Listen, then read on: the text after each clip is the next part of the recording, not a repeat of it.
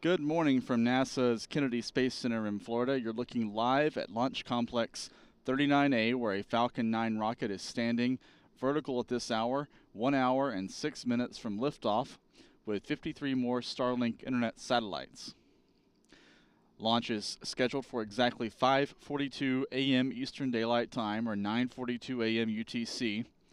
Everything appears to be on track right now for a launch at that time. Weather conditions here at the Kennedy Space Center are favorable.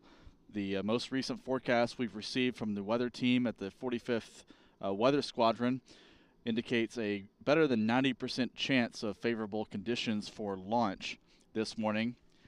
Liftoff is scheduled about 1 hour before sunrise here on the space coast of Florida.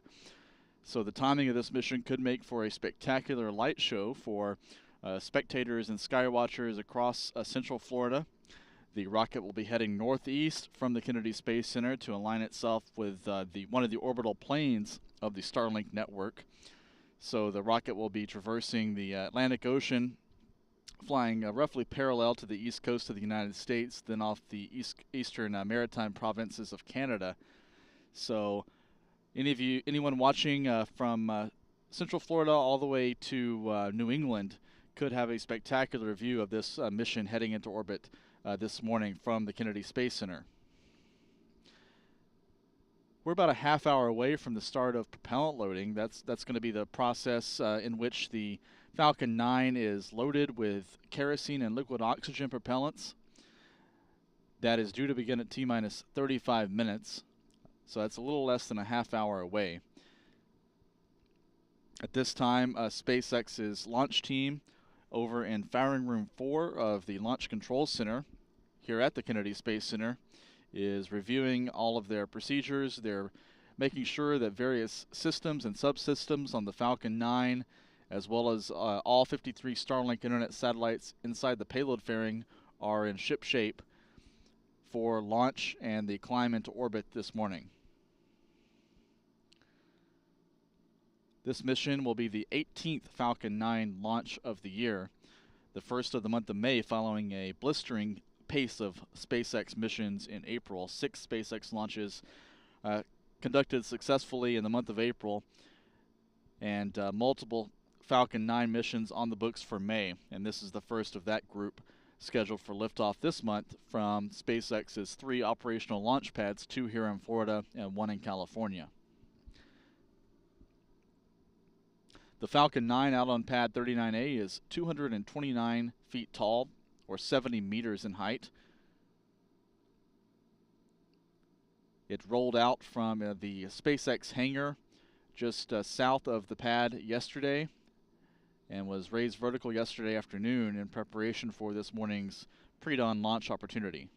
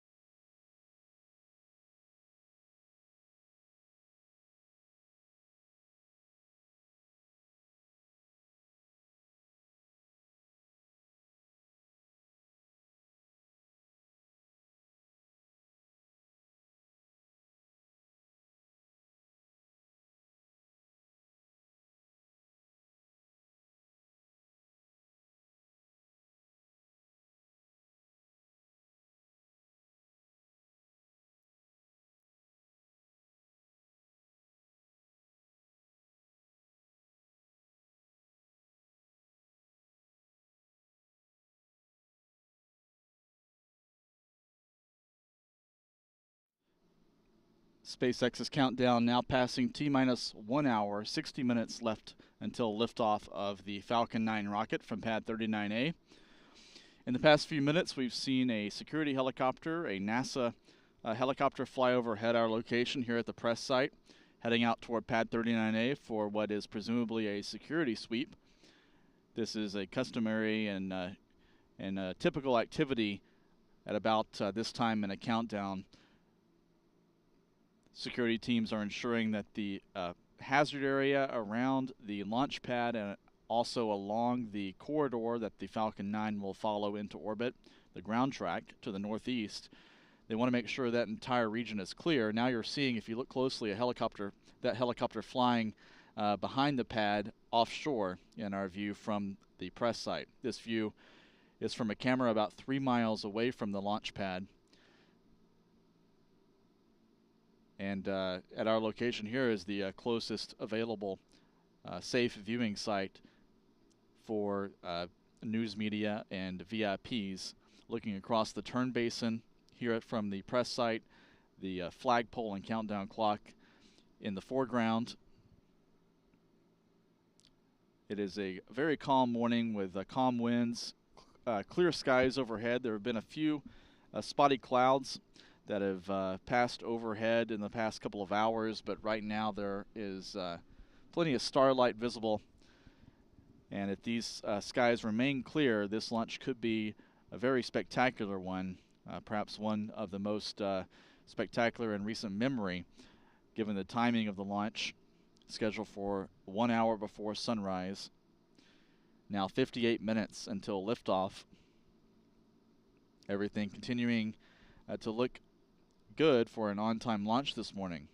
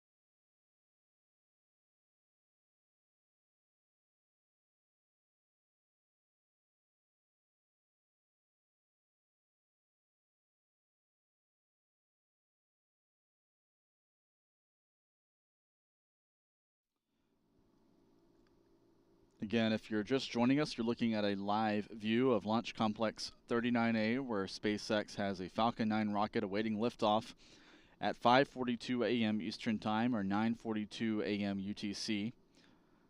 That liftoff time is now 55.5 minutes away, and propellant loading should begin in around 20 minutes time. Ahead of that propellant loading, SpaceX's launch team over in Firing Room 4 at the Launch Control Center will be electronically polled for their go or no-go to proceed into the propellant loading and the terminal countdown. T-minus 55 minutes until liftoff.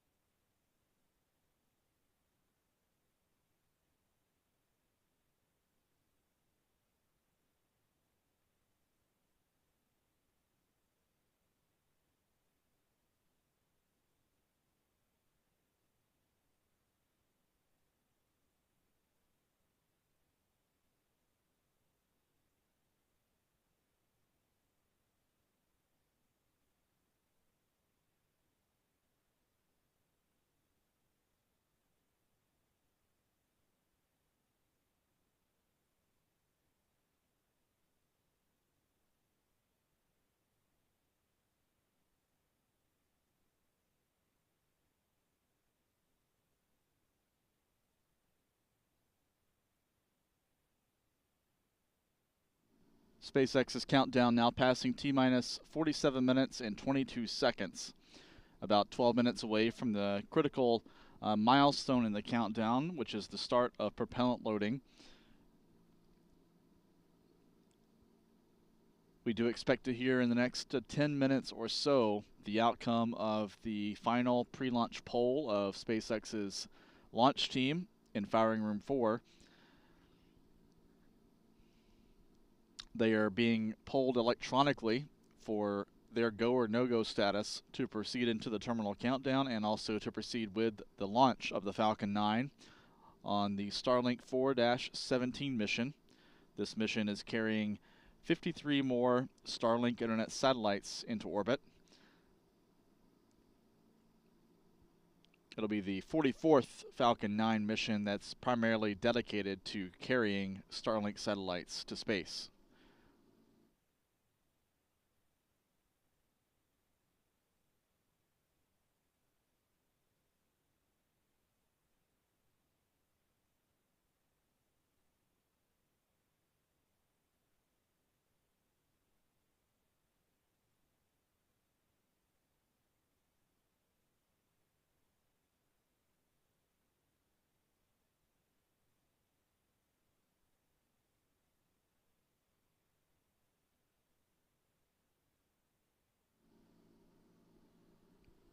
If you were watching just a few seconds ago, you may have caught another glimpse of the Kennedy Space Center helicopter, the NASA helicopter, doing a security sweep just offshore from pad 39A. In this view, you're looking roughly east-northeast from our location at the Kennedy Space Center press site out toward pad 39A, roughly 3 miles away.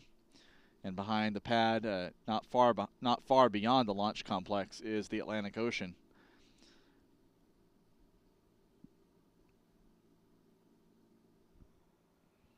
Everything, as far as we know, is on schedule for liftoff at 5:42 a.m. Eastern Time, 9:42 UTC. The countdown now passing T-minus 45 minutes.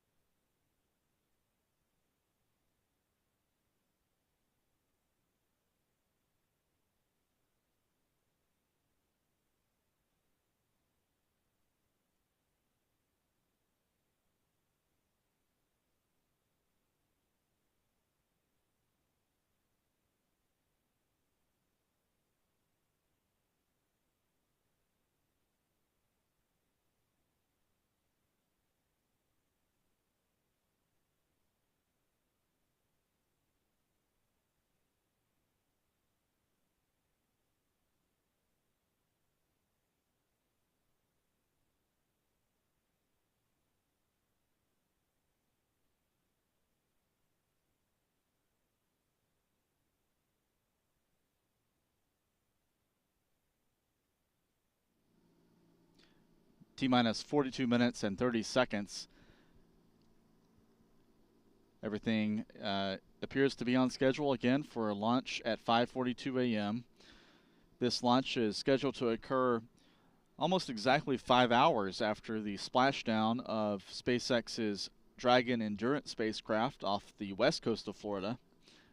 That Endurance capsule brought home 4 astronauts, 3 NASA astronauts, and 1 European Space Agency astronaut after a 6-month expedition on the International Space Station, ending a busy season of crew rotations to and from the space station that began back in March with the launch and return of Russian cosmonaut crews, and then the launch April 8th of a SpaceX Dragon capsule, Dragon Endeavour, from this same launch pad that you're looking at now, pad 39A, carrying a team of 4 private astronauts on a fully commercial 17-day flight to the space station.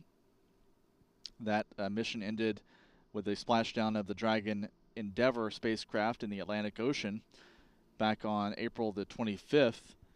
And then 2 days later, on April 27th, SpaceX launched the next crew mission, the next long-duration expedition to the space station for NASA, under contract to NASA, the Crew 4 mission aboard the Dragon Freedom spacecraft. And that Crew 4 mission docked with the International Space Station, delivering those 4 fresh astronauts up to the complex. And then after a handover of less than a week, the outgoing crew members, the Crew 3 astronauts, undocked last night, or actually on Wednesday night into Thursday morning, from the International Space Station, and then successfully deorbited and re-entered the atmosphere and splashed down off the coast of Tampa Bay, Florida at 12:43 a.m. this morning. And then 5 hours later, a separate SpaceX team across the peninsula here on Florida's Space Coast is preparing to launch a Falcon 9 rocket with 53 Starlink internet satellites, which themselves are built and owned by SpaceX. So the fast cadence of operations, launches, landings continues with the liftoff of the Starlink 4-17 mission this morning, now less than 40 minutes away.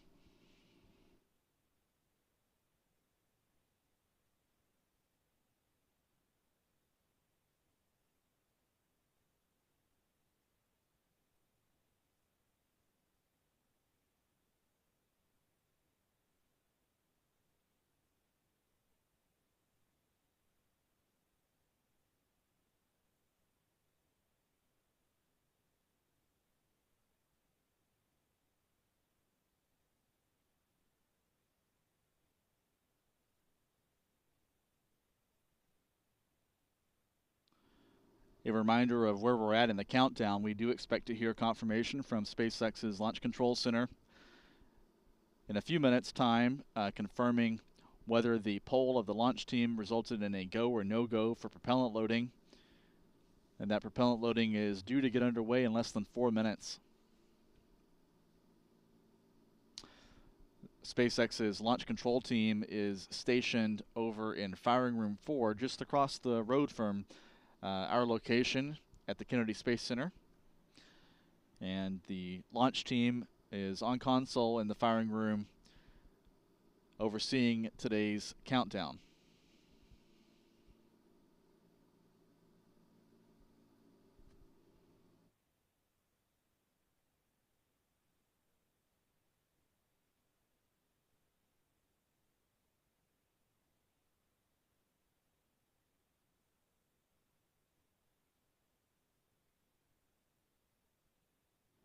Now T-minus 38 minutes in the countdown for the launch of a Falcon 9 rocket from Launch Complex 39A at NASA's Kennedy Space Center in Florida.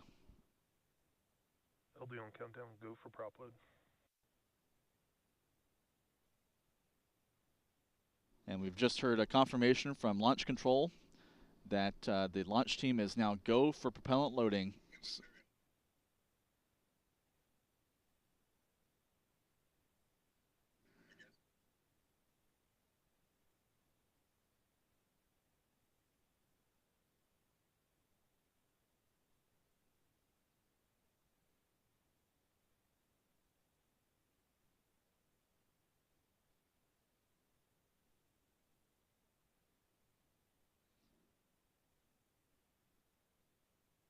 So that propellant loading will begin in 2 minutes after the team gave a go for the start of fueling or filling of the Falcon 9 with kerosene and liquid oxygen.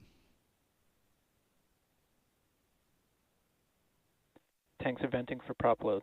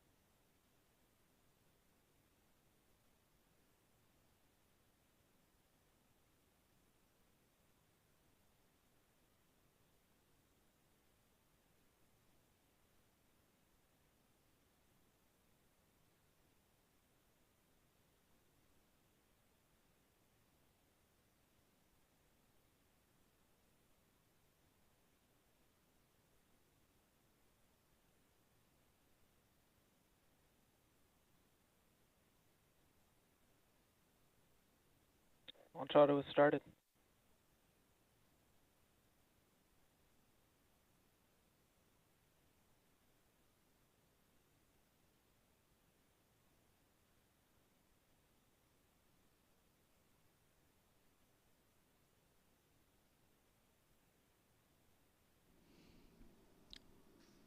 You may have heard that call out from SpaceX Launch Control. The call "Launch Auto" has started. Indicates that the launch auto sequence is underway. This auto sequence is a computer controlled countdown sequencer. And at the same time as that call, that countdown sequencer started the loading of propellants into the Falcon 9. The first step of the propellant loading process involves loading kerosene and liquid oxygen into the first stage of the Falcon 9, as well as kerosene into the second stage. At T-minus 16 minutes, liquid oxygen will begin loading into the second stage. That'll be the fourth and final tank to be filled during this morning's countdown. Another view now of the security helicopter doing its sweeps offshore to ensure the entire hazard area and keep out zone is clear of all non-essential personnel and the public. The launch range managed by the U.S. Space Force here on the Space Coast of Florida is responsible for ensuring public safety for all missions, and all rockets that launch from this site, from this launch facility in the spaceport, carry flight termination systems which would destroy the rocket and terminate the flight in the event of any failure, or in the event of a rocket veering off its pre-approved corridor. In the case of the Falcon 9, the flight termination system is an autonomous system, so the Falcon 9 has the smarts to sense if it is veering off its flight track and experiencing a failure, and then that autonomous flight safety system would issue the command to terminate the mission. Other rockets that use older systems actually rely on a manual command uplinked from a range safety officer on the ground. However, all rockets in the next couple of years that launch from Cape Canaveral and Kennedy Space Center will be required to use the autonomous system which is a streamlined system that's easier to operate and requires less personnel and less support from the range. And it's all about reducing costs and ensuring that the range can support more missions in fewer days and shorten the turnaround times between launches. And we're seeing that now in the past few years here at Cape Canaveral, with launches often scheduled within a day of each other. And the Space Force says that it has the capability going forward to support 2 launches on the same day. That hasn't quite been demonstrated yet, but there may be opportunities with a very busy launch manifest from SpaceX as well as other companies that operate launch vehicles out of Cape Canaveral.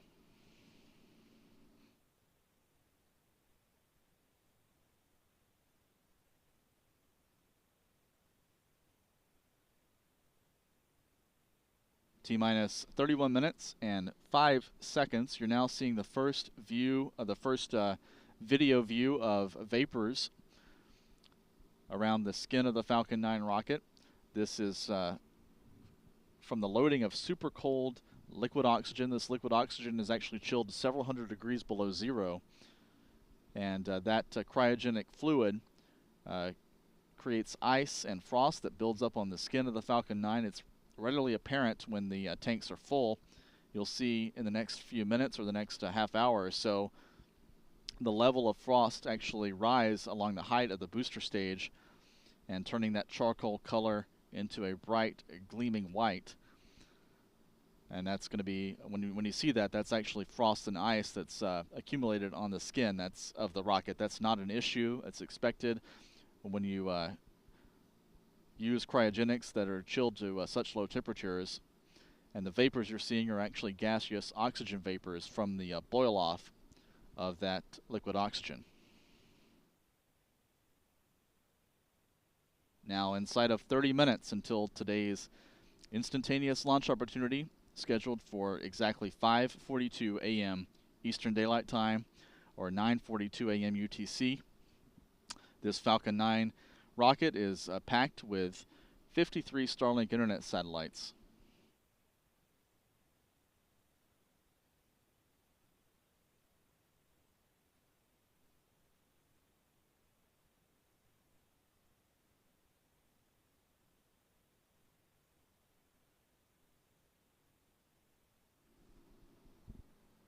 Now T-minus 29 minutes and 15 seconds. You're now seeing in this view a file photo of what the Starlink internet satellites look like when they're stacked in a launch configuration. This photo is from a mission last year showing the Starlink internet satellites flat packed in launch configuration, ready for encapsulation inside the payload fairing of a Falcon 9 rocket.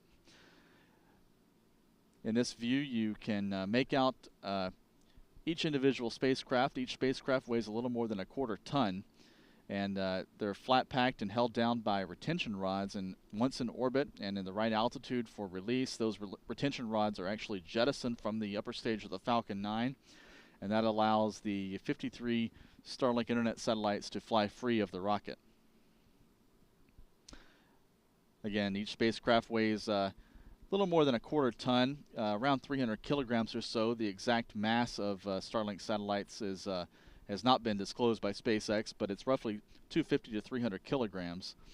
Once in space, they'll unfurl solar panels to begin generating their own electricity, and they'll switch on their ion thrusters fueled by krypton gas and begin raising their orbit from their deployment altitude of roughly 190 miles or so up to an operational altitude of 335 miles or 540 kilometers. SpaceX builds these satellites at a pace of much greater than one per day at an assembly line facility up in Redmond, Washington.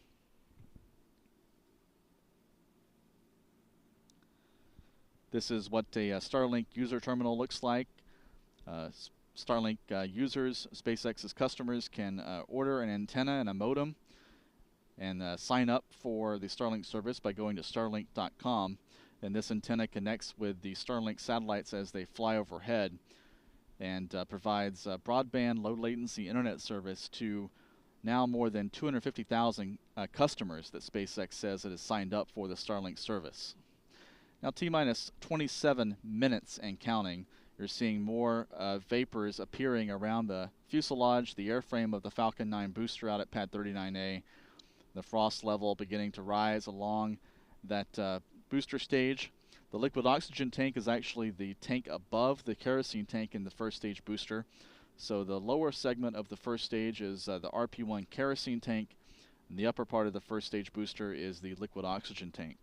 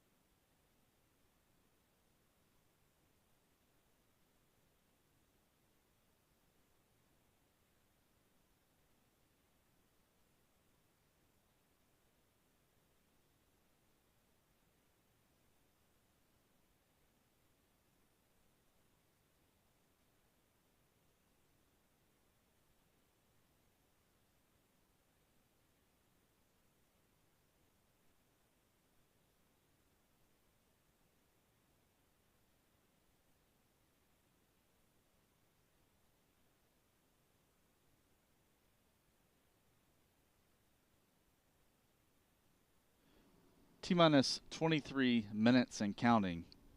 In the last few minutes, if you've kept a close watch of the Falcon 9 out on pad 39A, you will have seen the frost continue to rise as that liquid oxygen tank on the first stage fills up.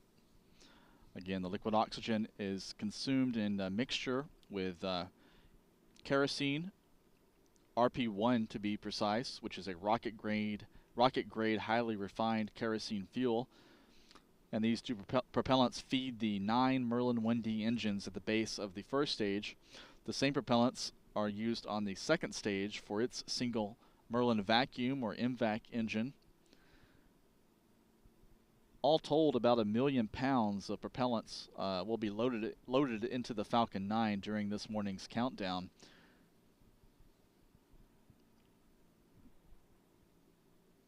SpaceX uses a densified mixture of propellants. This densified propellant is actually chilled closer to its freezing point than conventional rocket propellants. That allows the propellants to be more dense. The molecules basically are packed closer together inside the tanks of the Falcon 9. That allows more propellant to be loaded into the rocket, and in the end result is it gives the Falcon 9 a bigger boost of energy, more energy to place its payload into orbit, and also ensures that the booster reserves enough propellant to be able to make a landing for reuse. Now, T-minus 21 minutes and 14 seconds. In the next minute or so, we expect to see the so-called big vent appear from the strongback next to the Falcon 9. This is going to be a vent of vapor, a cloud of oxygen gas that's going to be streaming away from the strongback, and that occurs about the time that the second stage will be fully loaded with kerosene. And the vent that you see will be the purging and chill down and thermal conditioning of the liquid oxygen loading lines that lead up the strongback into the second stage. And that thermal conditioning and purge is necessary for the loading of liquid oxygen into stage 2 that begins at T-minus 16 minutes. So we're standing by to see that big vent in less than 30 seconds.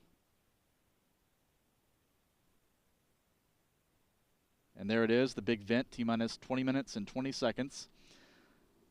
Venting now visible from the strongback as the security helicopter makes another sweep offshore.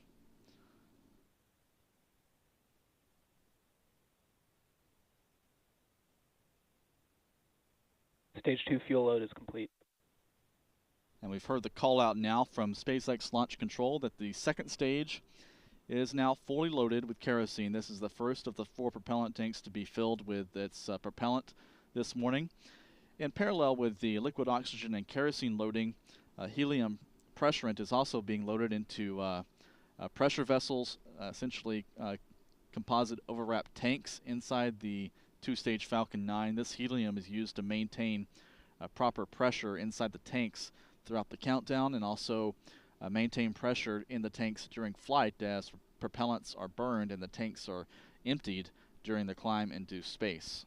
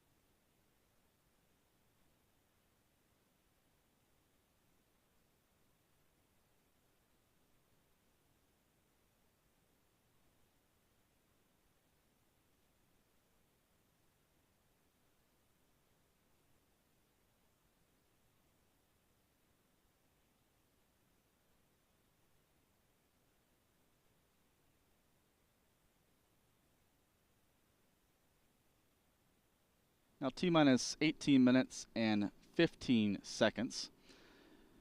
This timeline shows the major events during this morning's countdown. We've already passed these first 3 events. At T-minus 38 minutes, SpaceX's launch director confirmed the team must go for propellant load, and that propellant loading began on time at T-minus 35 minutes. At T-minus 16 minutes, and a little less than 2 minutes from now, the second stage will begin receiving its load of liquid oxygen. And then as the countdown enters the final minutes before liftoff, at T-minus 7 minutes will be the thermal conditioning or chill down of the Falcon 9's Merlin main engines. This will involve the flowing of super cold propellant through some of the engine plumbings, through some of the propulsion system lines to condition those components for ignition and the launch into space this morning. At T-minus 5 minutes or so, the Falcon 9 will be fully loaded with kerosene. And then at T-minus 2 minutes, the liquid oxygen flow into the rocket will be secured, and at that point the Falcon 9 will be fully loaded with 1 million pounds of propellant. And then at T-minus 1 minute, the Falcon 9 will switch to internal power. The onboard computer will take command of the countdown. The propellant tanks will be pressurized for flight in the last minute or so.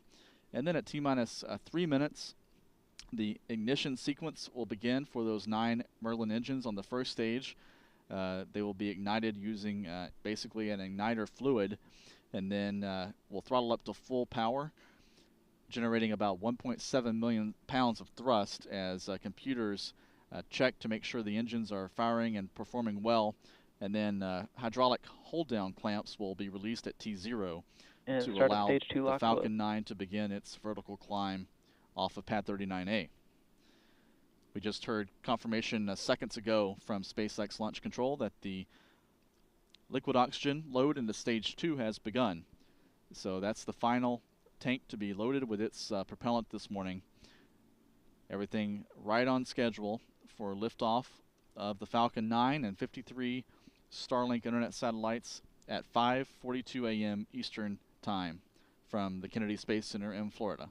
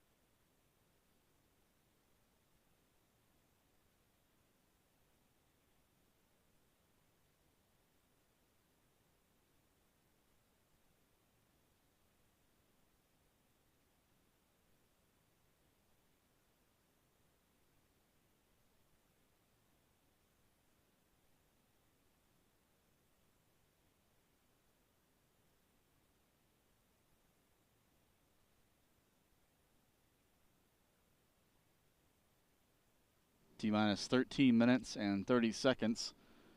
The frost level on the first stage is nearing the top of that booster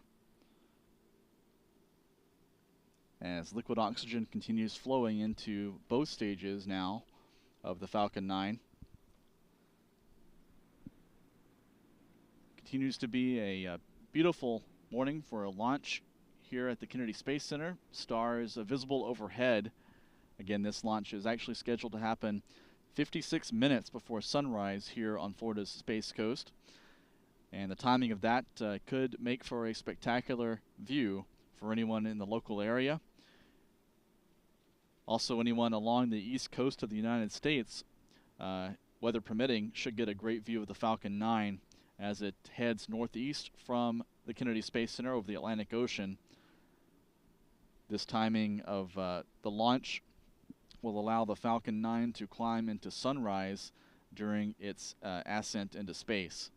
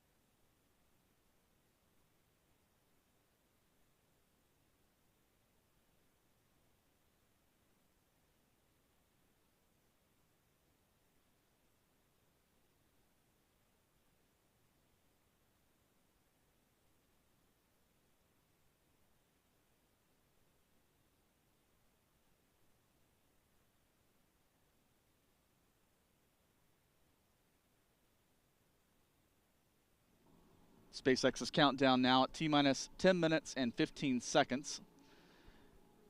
This map shows the approximate ground track of the Falcon 9 as it heads into space this morning with the 53 Starlink internet satellites.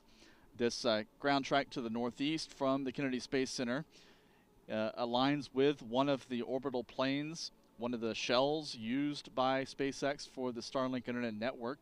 There are 5 Starlink orbital regimes or shells in total in the first generation of the Starlink network. And this mission will be going to an orbit and climb 53.2 degrees to the equator, and that you can launch into this orbit from the Kennedy Space Center toward the southeast or the northeast. This mission will be going northeast, and SpaceX's drone ship, A Shortfall of Gravitas, is on station about 400 miles or so downrange, roughly due east of Charleston, South Carolina, as you can see in this map. And this red line shows the ground track to the northeast. After liftoff, the Falcon 9 will be exceeding the speed of sound in less than a minute, and at T+1 minute 12 seconds we'll pass the moment of max Q, which is the period of peak aerodynamic stress on the vehicle. The first stage will turn off its engines at 2.5 minutes after launch. A few seconds later, the stages will separate, and the first stage will begin maneuvers to return to the drone ship positioned downrange in the Atlantic Ocean. It'll be extending titanium grid fins and also pulsing some cold gas nitrogen thrusters to orient itself for re-entry, and that will culminate in a propulsive landing and deployment of the landing legs just prior to touchdown on the drone ship at T+8 minutes and 26 seconds. And during these maneuvers, the second stage will be continuing into orbit with the primary mission for today, which is delivering these 53 Starlink satellites to the proper orbit. The engine on the second stage will cut off at T+8 minutes and 47 seconds. The vehicle will coast over the North Atlantic, over Europe, and then over the Middle East before reigniting its MVAC engine over the Indian Ocean for a very brief circularization burn. And then the Starlink internet satellites will be deployed at T+54 minutes and 30 seconds. Now T-minus 7 minutes and 45 seconds.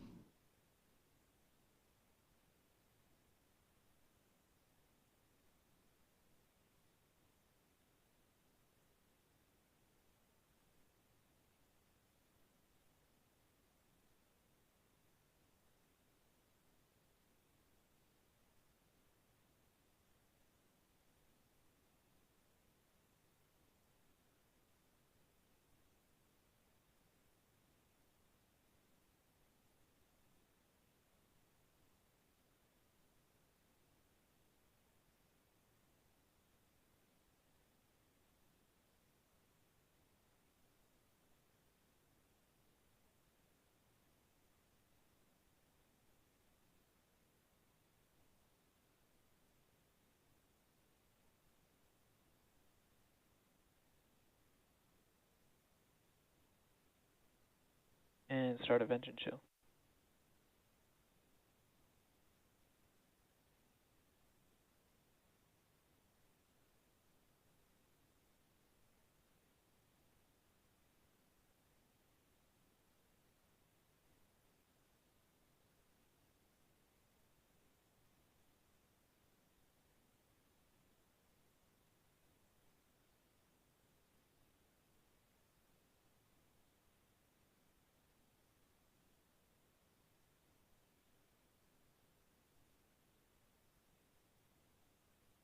Stage 1 fuel load is complete.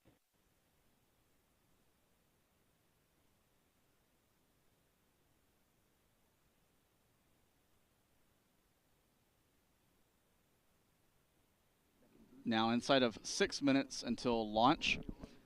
At T-minus 7 minutes, the engine chill down process began. As I described earlier, this is a thermal conditioning of the engines for flight. It flows during this process, liquid oxygen, super cold oxidizer flows through components of the engines to condition those lines for the rapid flow of propellant during the engine startup sequence. Also at this time, the Falcon 9's onboard guidance system is being verified ready for flight.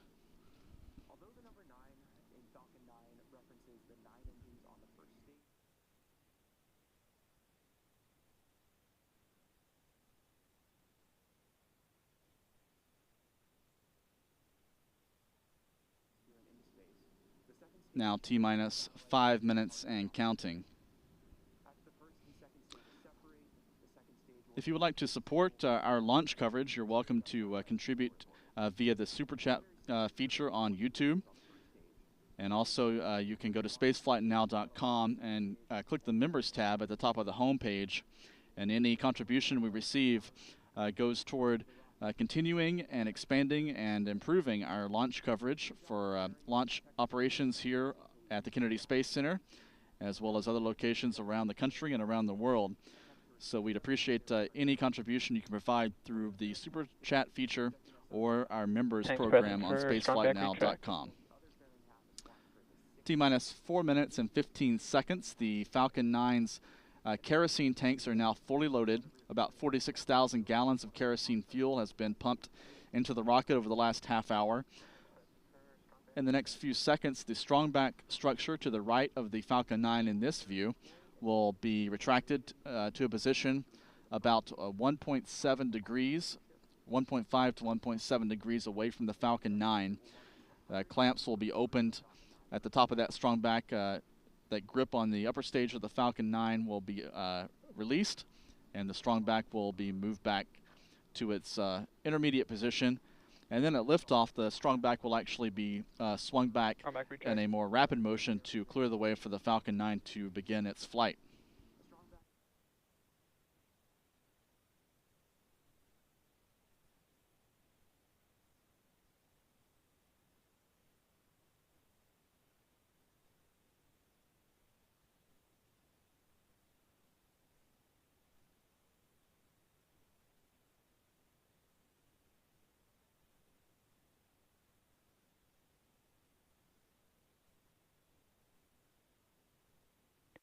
Stage 1 lock load complete.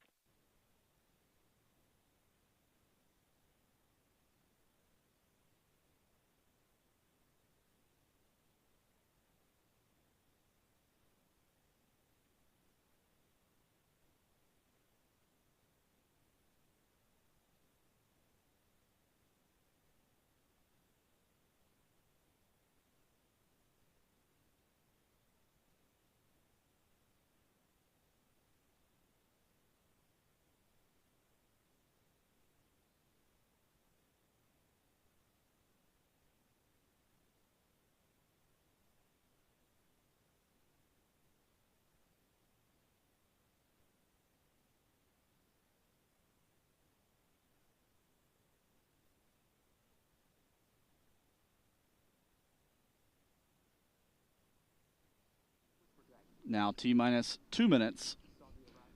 You're seeing a water dump from the water tower out at pad 39A. This is normal. This can occur during a countdown. The tower holds water for the sound suppression system that's Stage used 2 to lock dump load complete. thousands of gallons of water onto the pad deck during the final seconds of the countdown to suppress sound and acoustic energy from the rocket. This is necessary to prevent damage to the ground structures and the launch pad. T-minus 90 seconds.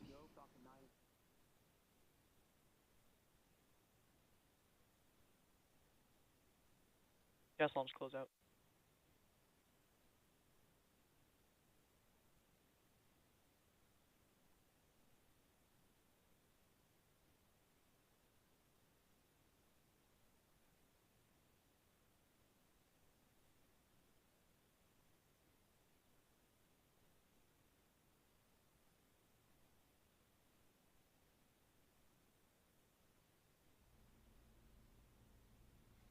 Falcon 9 is in startup.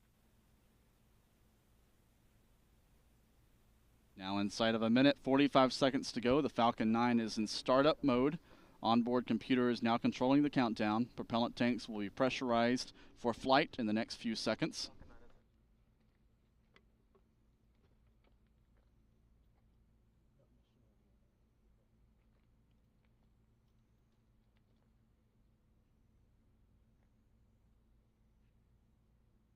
T-minus 20 seconds. T-minus 15. Final go for launch from SpaceX's launch director.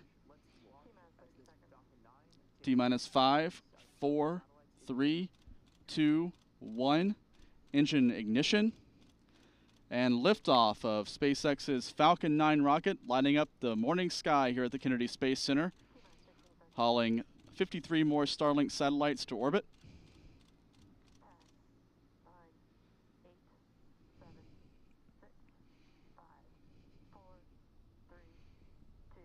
A beautiful liftoff so far. Falcon 9 climbing off of pad 39A, 1.7 million pounds of thrust, propelling the Falcon 9 into the sky. Falcon 9 heading toward a cloud deck now. Big rumble here at the Kennedy Space Center. Now going into some clouds over the Space Center.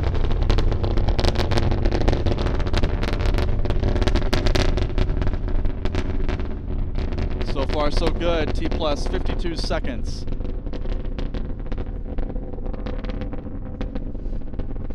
T plus 60 seconds, Falcon 9 now supersonic.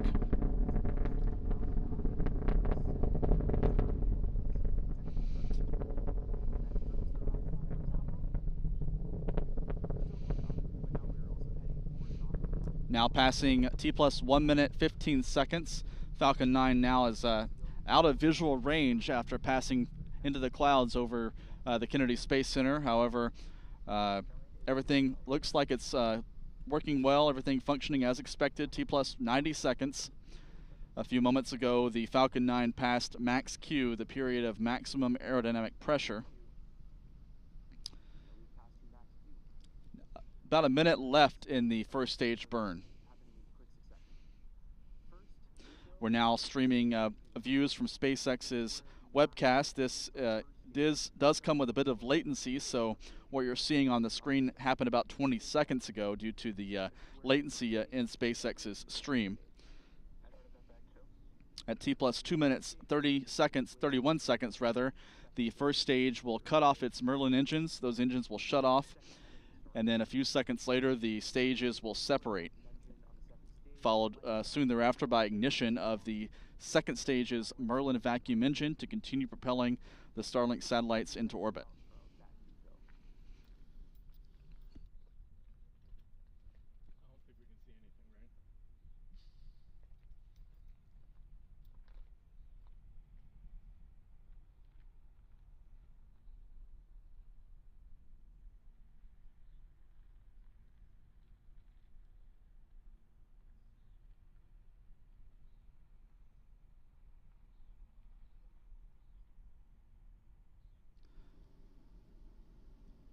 And there's main engine cutoff. Those 9 engines have shut down. Stage separation is confirmed. And there's ignition of stage 2, the MVAC engine, that vacuum nozzle glowing red hot, throttling up to full power. And there's the jettison of the payload fairing, a beautiful view of sunrise on the horizon as Falcon 9 heads northeast from the Kennedy Space Center.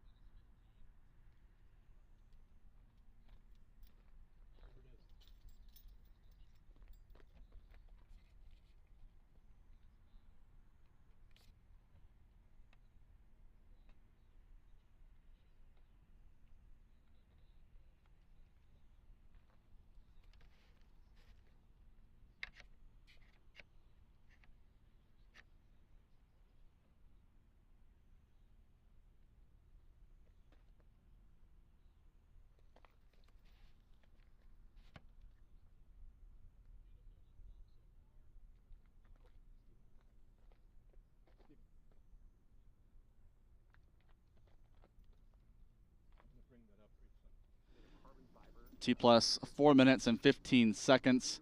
You're seeing views from onboard cameras on SpaceX's Falcon 9 rocket. The left side of the view showing the stage 1 camera where the titanium grid fins have extended. The second stage in view on the right, the rocket now in sunlight, has passed into sunlight now, at an altitude of more than 100 kilometers. Unfortunately, some cloud cover here at the Kennedy Space Center has prevented viewing of the spectacular plume as the Falcon 9 heads down range. We can see some of the plume illuminated above the clouds, but the cloud cover is limiting our visual view of the Falcon 9.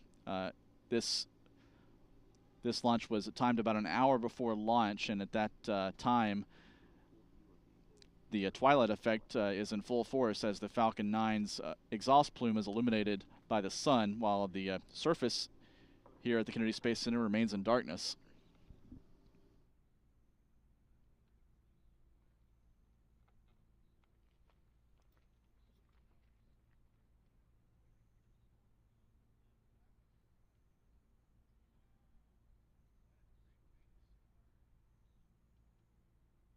In about 30 seconds or so, we'll see the start of the entry burn.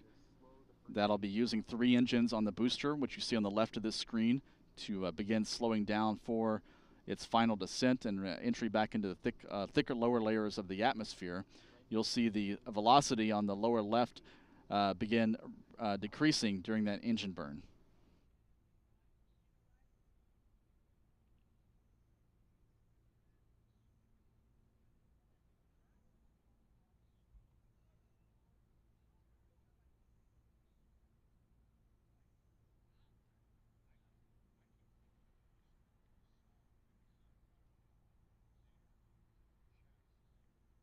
You can see now the 3 Merlin engines, 3 of the 9 engines firing for this entry burn. The velocity decreasing. Stage 1 now passing under 50 kilometers, or about 30 miles in altitude. On the right, the Merlin vacuum upper stage engine continues its work, firing into orbit, passing 15,600 kilometers per hour.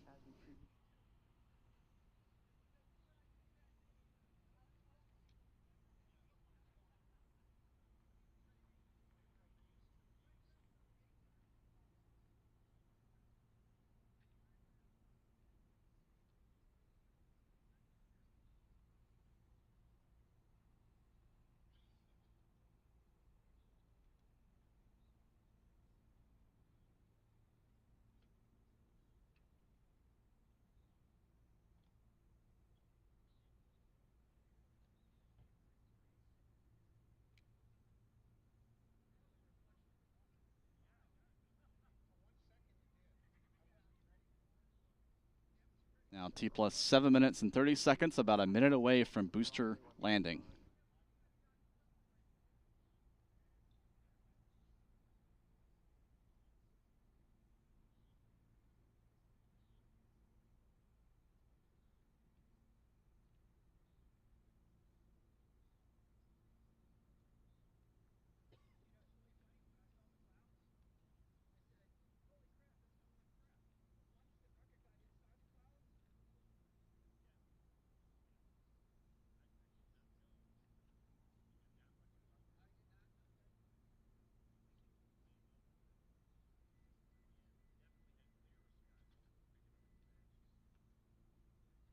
And landing has been confirmed on the audio loops. You're going to see it now in this view from the drone ship.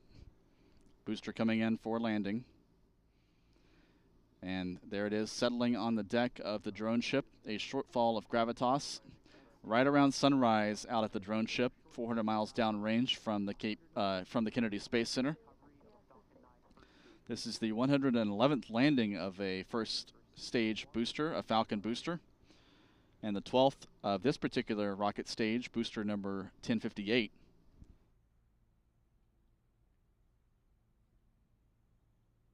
We're going to stand by for cutoff of the second stage engine, and there you see it, SECO, second stage engine cutoff.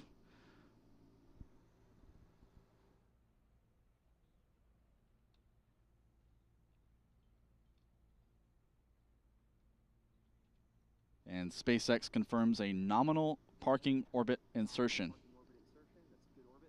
This confirms that the second stage has reached the planned parking orbit after its first burn.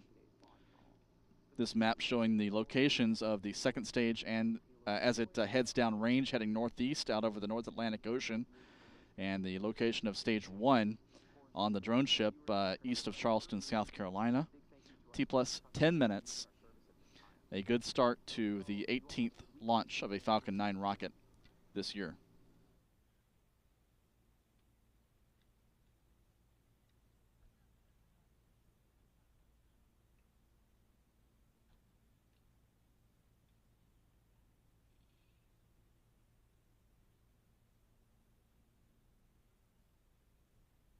The Falcon 9 will be coasting. Its upper stage will be in a ballistic mode for the next 35 minutes or so before relighting the upper stage engine for a very brief 1 to 2 second firing.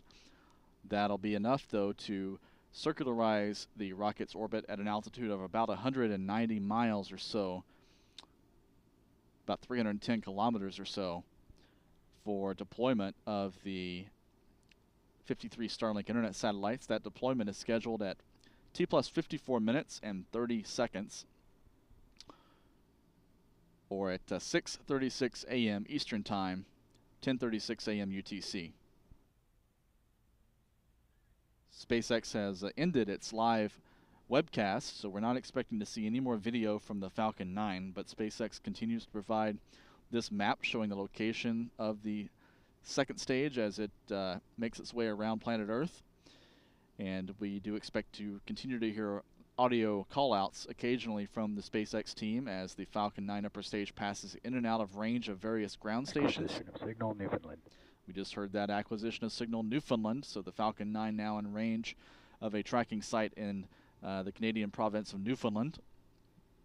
And we do expect to hear confirmation on the nets of the second burn of the upper stage engine, as well as the deployment of the 53 Starlink satellites.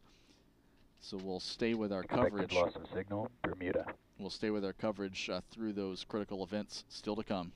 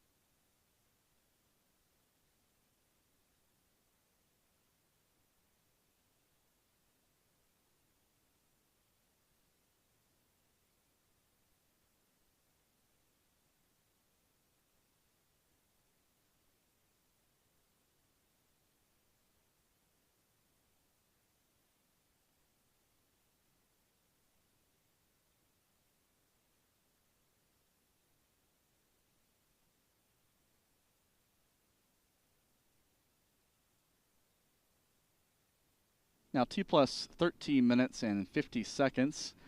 This view from our location here at the Kennedy Space Center shows the exhaust plume left behind by the Falcon 9 rocket as it climbed into orbit this morning.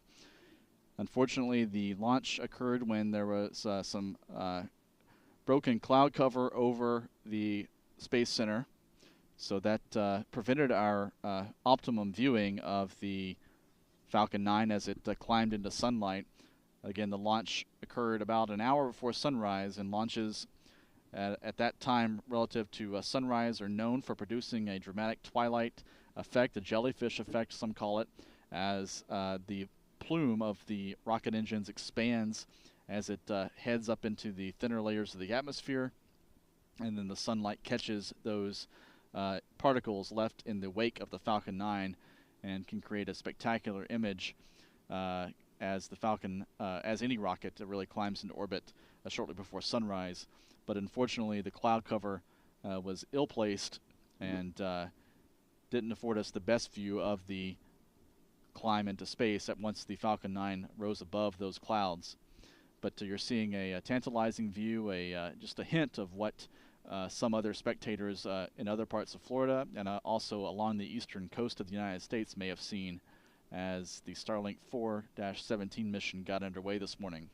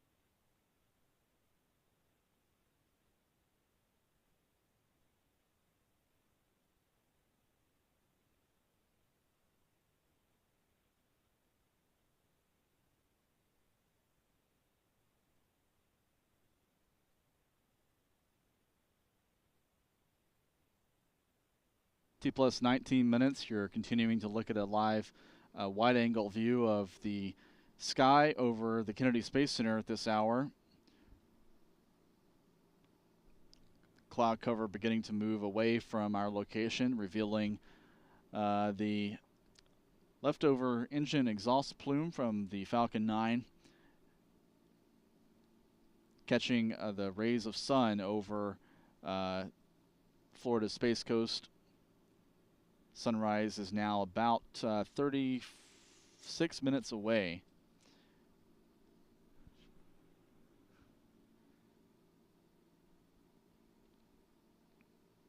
But the sun is shining on the particles left in the wake of the Falcon 9 as it headed to space this morning.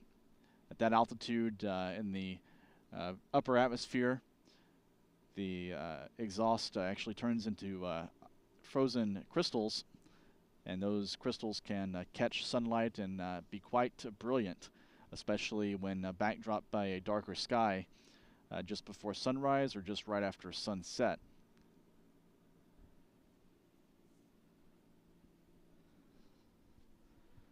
Now, 20 minutes since the launch of the Falcon 9 on the Starlink 4-17 mission. The upper stage is now over the United Kingdom, heading east and then southeast. It'll be heading out over the UK, heading over Eastern Europe, and then out over the Black Sea, Turkey, and then over, looks like parts of Iraq, and then perhaps Saudi Arabia, over the Persian Gulf, and then over the Arabian Sea, and ultimately over the Indian Ocean. And when it gets over the Indian Ocean, the engine on the upper stage will relight for about 1 or 2 seconds, just enough to nudge the Falcon 9 into a more circular orbit. And that will be the correct orbit for the separation of the 53 Starlink satellites.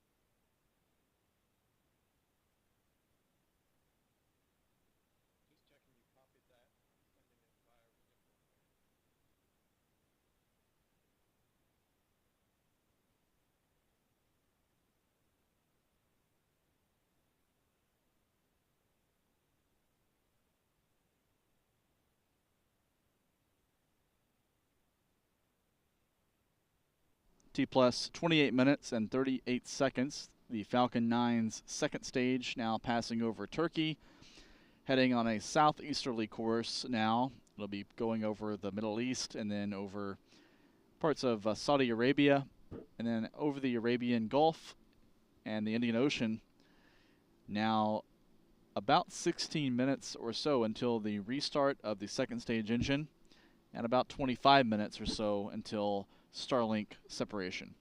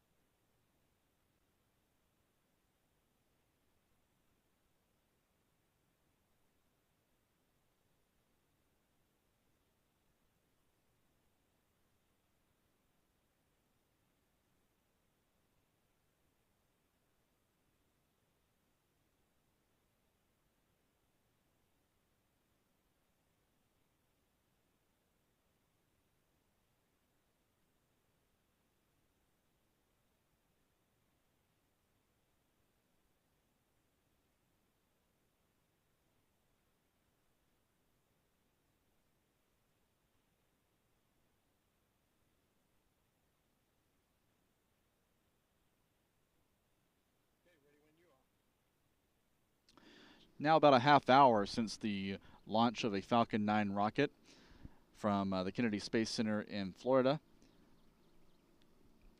If you were watching the mission as it lifted off and stayed with it for a few more minutes, you would have seen the first stage make a successful landing on the drone ship, A Shortfall of Gravitas, positioned around 400 miles downrange from the Kennedy Space Center, northeast from Florida in the Atlantic Ocean.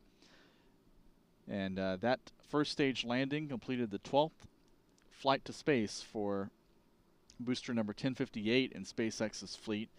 Booster 1058 debuted back on May 30th of 2020 with an historic launch, the Crew Dragon Demo 2 mission carrying astronauts Doug Hurley and Bob Behnken. This was the first crewed space flight to launch from the Kennedy Space Center since the retirement of the shuttle in 2011.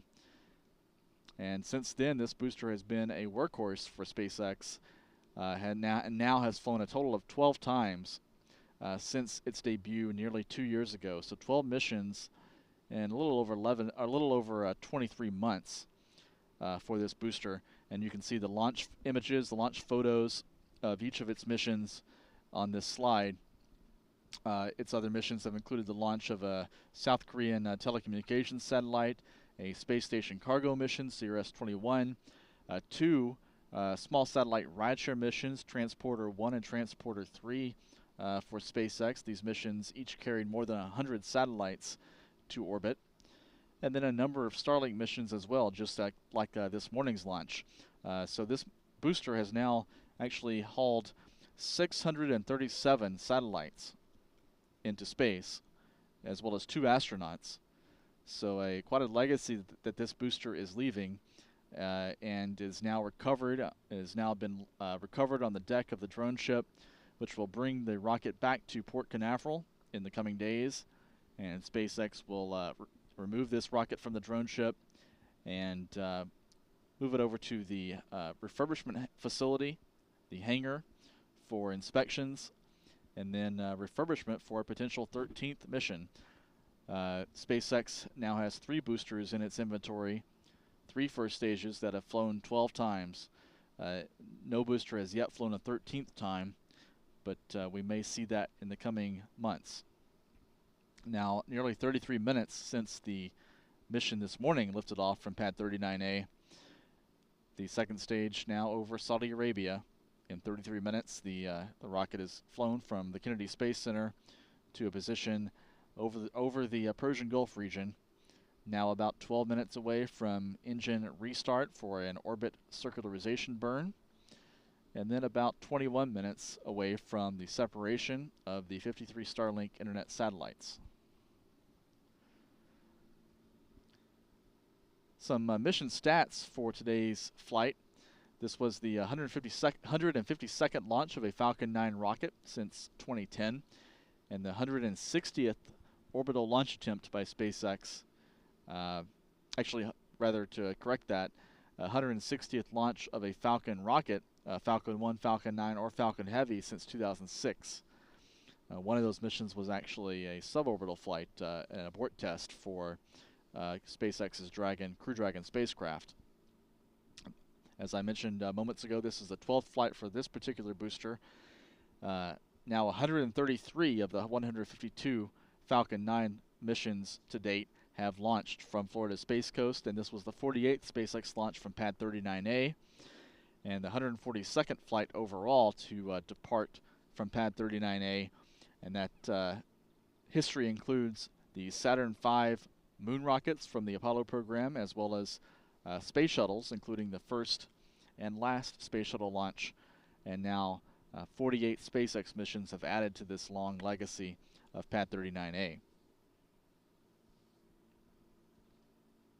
This is the 44th flight that's been primarily dedicated to launching satellites for SpaceX's commercial Starlink network, and this was the 18th Falcon 9 launch of the year, and also the 18th orbital launch based out of Cape Canaveral or the Kennedy Space Center to start 2022.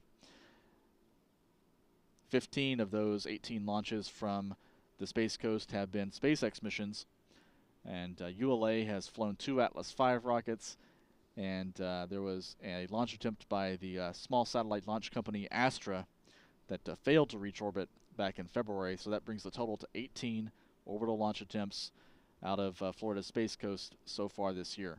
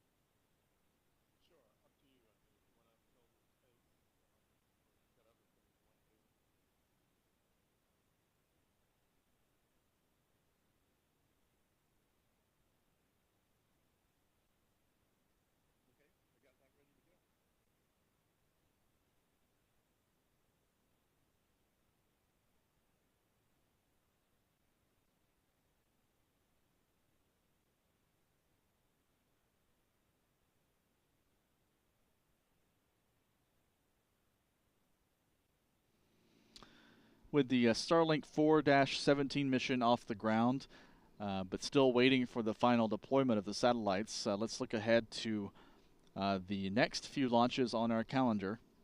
These are missions for which we have confirmed target launch dates. There may be other missions that are currently undisclosed, but looking ahead, the next orbital launch is scheduled for May the 9th, or Monday.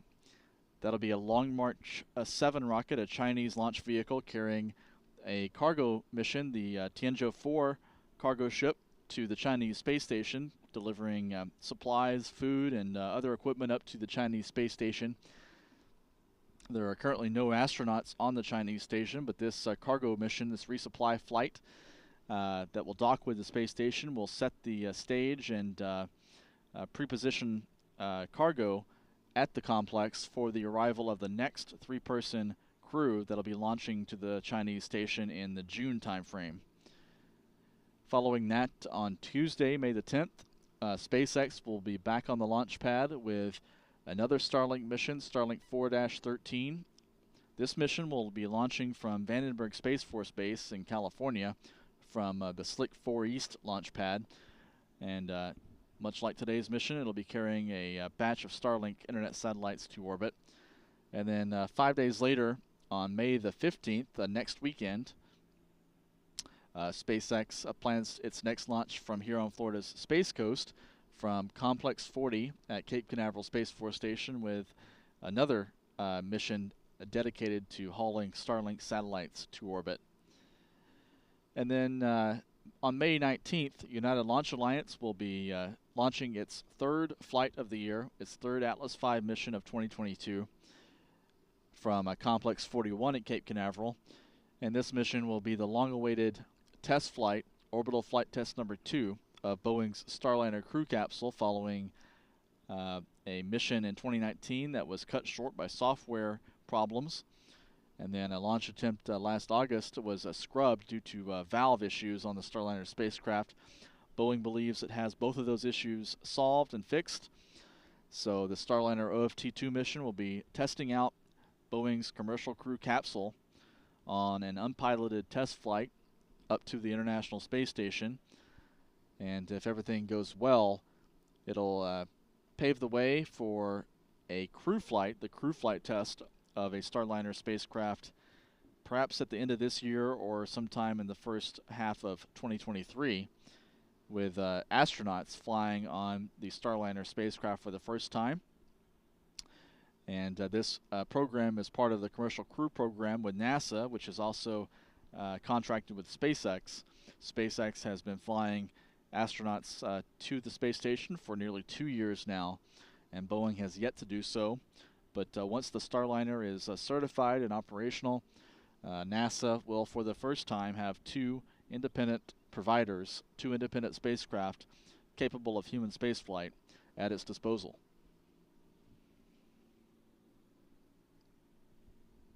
Now, 40 minutes since launch, you can see the second stage of the Falcon 9 with the 53 Starlink satellites still on board, now passing over the Indian Ocean. It'll soon be moving in range of a ground tracking station on the island of Diego Garcia. And during that compass over Diego Garcia, the second stage will be reignited for a very brief burn lasting in just about 1 to 2 seconds, to circularize its orbit at about 190 miles or 310 kilometers or so at an inclination of 53.2 degrees to the equator. And that'll be the targeted orbit for the separation of the 53 Starlink satellites. So now less than 5 minutes away from the engine restart and about 13.5 minutes from spacecraft separation.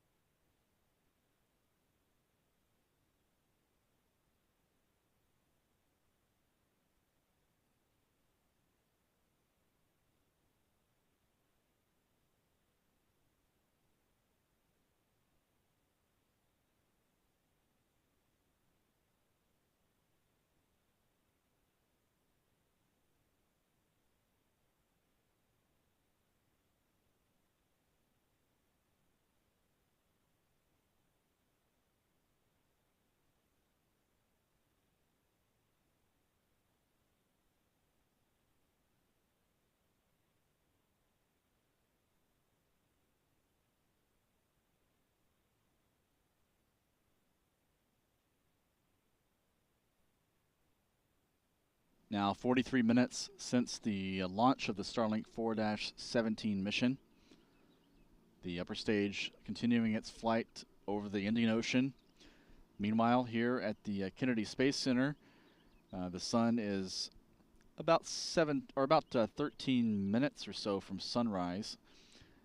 Cloud cover remains overhead. In this view, you can see pad 39A in the distance. Clouds continue to move over the spaceport.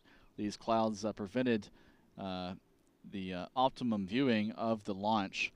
Again, the launch occurred about an hour before sunrise, and a launch at that hour was expected to yield a beautiful view of the Falcon 9's expanding exhaust plume as it headed into space. We have seen some reports from spectators in other parts of Florida and up the East Coast who did get a spectacular view of the teardrop or jellyfish-shaped engine exhaust plume from the upper stage of the Falcon 9, but the view here was somewhat thwarted and marred by these clouds. This view shows Pad 39A zoomed in on the launch complex, where the strongback is in its retract position. It moved back into this roughly 45-degree angle at liftoff, and you're seeing gaseous oxygen vapor venting away from the lines in the strongback structure. This is normal after a launch to ensure all the oxygen is out of those lines before the pad is secured and safed, and ground personnel are allowed back inside the launch pad to begin cleaning up after the launch and readying the facility for the next mission. The strongback will be lowered at some point over the coming days to a horizontal position, and then it'll be rolled into the hangar just south of the pad, where SpaceX's ground team will lift another Falcon 9 rocket onto the strongback transporter structure to roll back out to 39A for the next launch from this pad. The next mission from Pad 39A is currently scheduled for around May 21st, another Starlink flight. We'll be standing by for now confirmation of that second stage restart, which should be happening momentarily.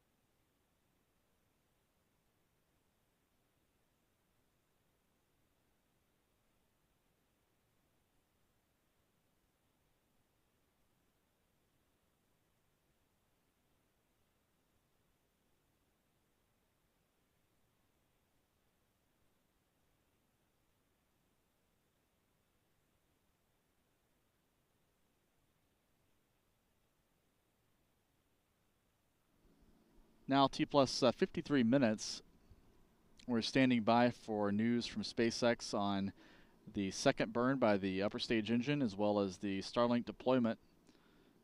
That second burn by the MVAC engine should have occurred about 8 minutes ago over the Diego Garcia ground station in the Indian Ocean.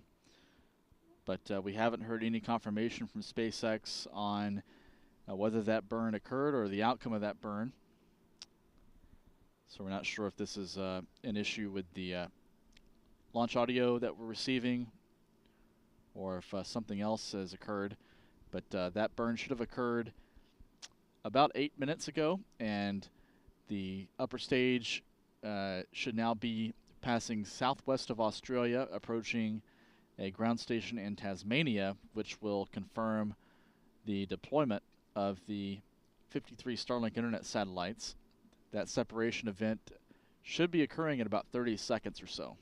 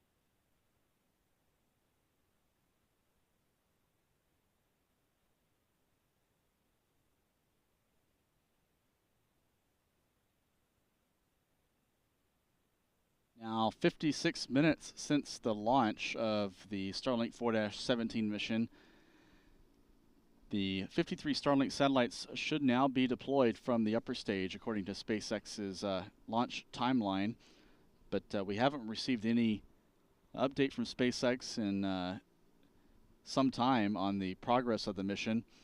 The restart of the upper stage Merlin vacuum engine should have occurred about 11 minutes ago over the Diego Garcia ground station, but we haven't heard any update on the launch audio net or any update from SpaceX on social media, as they typically provide updates on Twitter during this phase of the launch operation, the launch sequence. So we're going to continue to stand by for any update from SpaceX on the outcome, the final outcome of today's flight.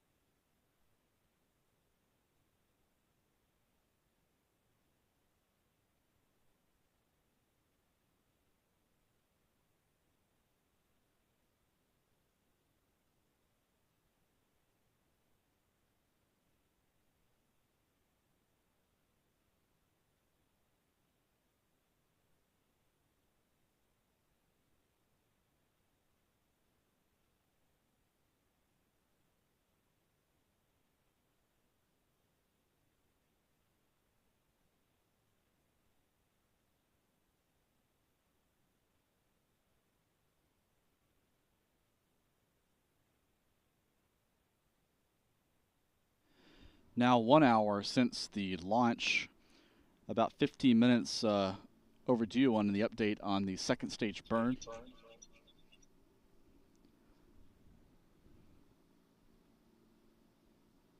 And about 6 minutes late on the Starlink separation confirmation.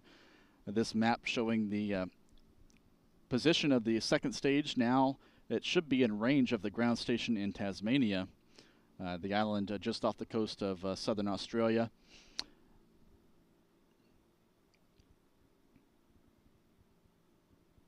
And we now have just received confirmation a few minutes late on the deployment of the 53 Starlink satellites. SpaceX confirms the satellites have indeed deployed from the second stage of the Falcon 9 rocket.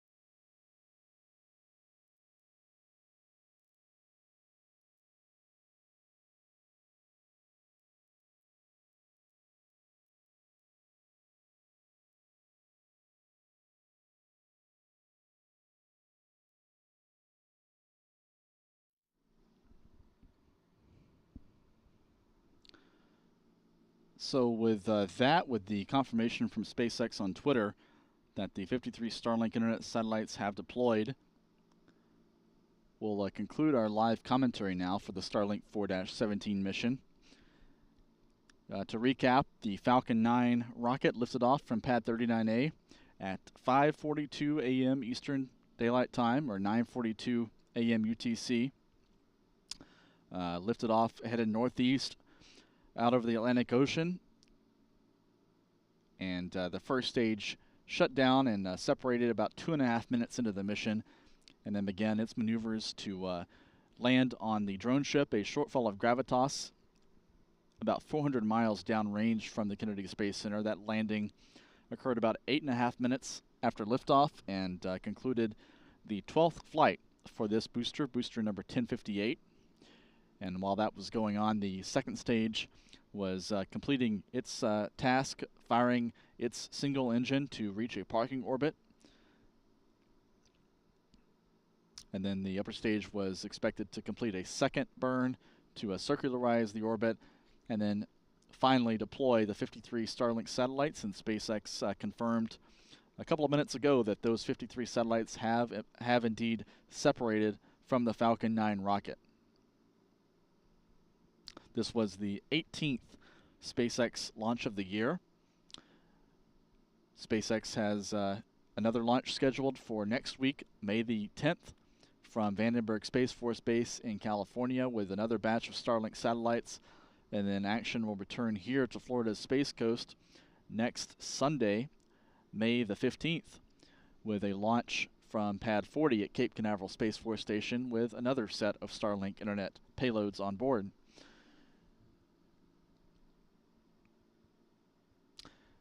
So it's been a busy morning, a busy night for SpaceX with the splashdown of the Crew 3 mission aboard the Dragon Endurance spacecraft off the west coast of Florida at 12:43 a.m.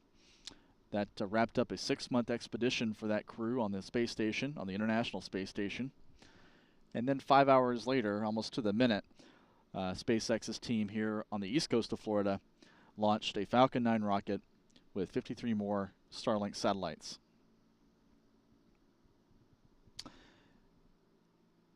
We invite you to support our coverage by joining our membership program. You can go to spaceflightnow.com, click the Members tab at the top of our homepage. Any contribution that we receive through this membership program goes towards supporting and improving our launch coverage. We hope you'll join us next time for the next launch from Florida's Space Coast Again, that is scheduled for next Sunday, May the 15th. Before then, there's a SpaceX launch from California. We'll also be covering that on spaceflightnow.com. Thank you for joining us for our coverage of the Starlink 4-17 mission this morning. We hope you have a great weekend.